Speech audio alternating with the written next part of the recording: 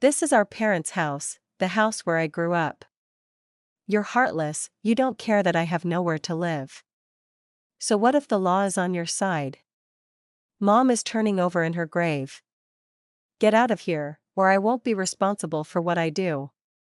If you climb over the fence one more time, I'll call the police. You're such a bitch. Ignoring the insults, Elena tightly closed the door to the house and then held in helplessness.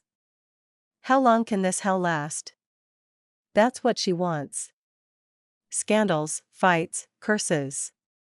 It's so easy to say that everything can be resolved peacefully. She tried. Back when Mom died, she tried to reason with her younger sister. But what's the point of trying to explain something to someone who had everything handed to them easily?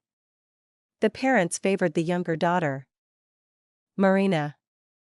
Even in the will, Marina got the 3-room apartment in the city center, while Elena got the old house that they always used as a summer house. Left alone after her husband's death with 2 children, Elena was grateful even for that.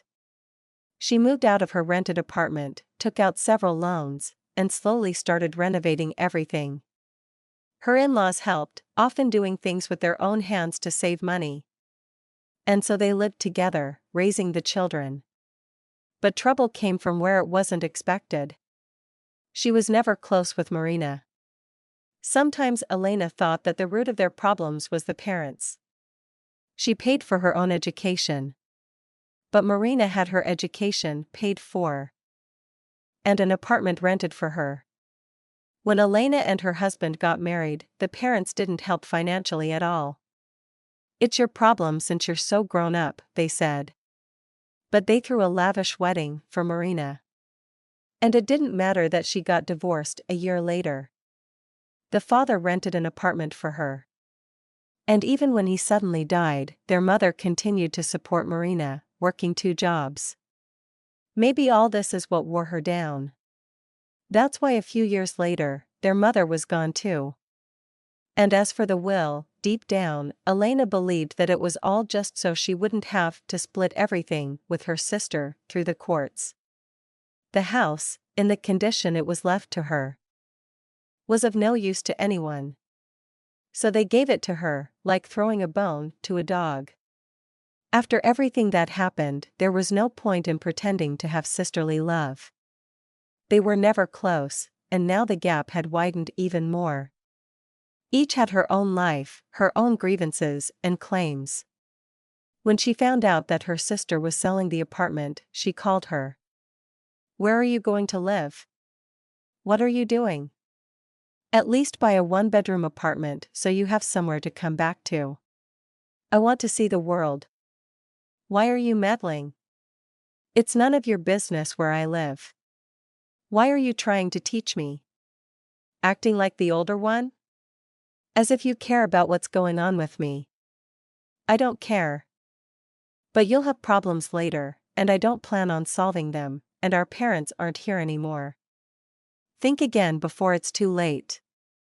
Here she was honest, she really didn't care. Before, their parents solved all the problems, but now who would?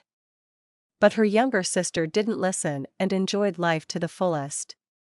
By her calculations, Marina's money should have run out long ago for such a lavish lifestyle, but Elena had no doubt in the young and beautiful girl's ability to find sponsors.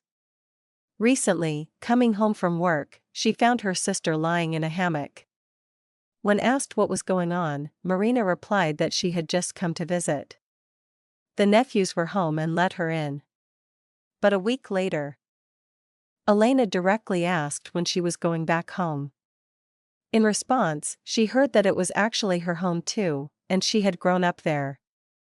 So her dear sister should shut her mouth and keep quiet. The scandal was impressive. Elena was throwing out suitcases, and Marina was threatening to sue her.